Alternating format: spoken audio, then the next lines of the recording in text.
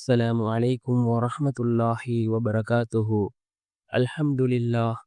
الحمد لله الذي نحمده ونستعينه ونستغفره ونؤمن به ونتوكل عليه. أما بعد.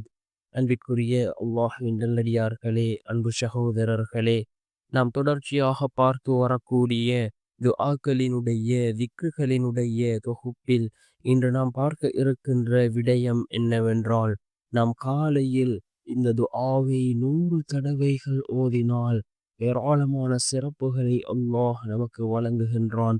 நம்முடைய வாழ்க்கையில் உள்ள வறுமையை அல்லாஹ் நீக்குகின்றான். கவலைகள் கஷ்டங்களை அல்லாஹ் நீக்குகின்றான். அதே போன்று பணத்தினுடைய தேவைகளை அல்லாஹ் பூர்த்தி செய்து தருகின்றான்.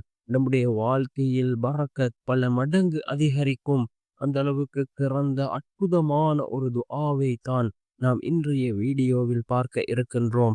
அன்பார்ந்தவர்களே, அல்லாஹ்வின் நல்லடியார்களே, அதிகமானோர் நம்முடைய சேனலை சப்ஸ்கிரைப் செய்யாமல் பார்த்து கொண்டிருக்கின்றீர்கள்.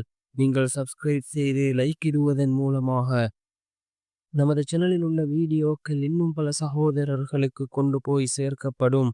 அவர்கள் அதனை பார்த்து பயனடைந்தால் அதற்குரிய கூலியை அல்லாஹ் உங்களுக்கும் வழங்குவான்.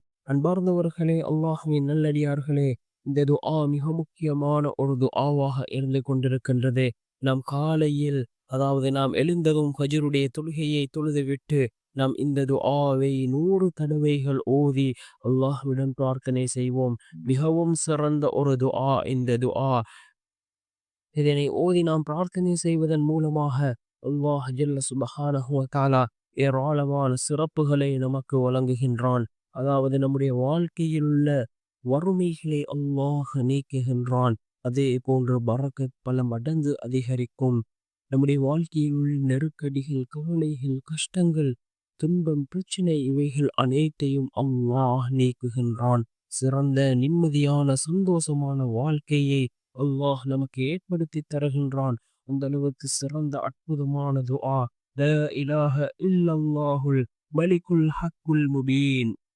லா இலாஹ இல்லல்லாஹுல் மலிக்குல் ஹக்குல் முபீன் என்ற இந்த துஆ மிகவும் சிறந்த ஒரு துஆவாக இருந்து கொண்டிருக்கின்றது. இந்த துஆவை நாம் ஓதி அல்லாஹ்விடம் பிரார்த்தனை செய்வோம். நிச்சயமாக அல்லாஹ் ஜல்ல சுப்ஹானஹு வ தஆலா இந்த துஆவின் மூலமாக நம்முடைய வாழ்க்கையில் அல்லாஹ் மாற்றங்களை ஏற்படுத்தி தருவான்.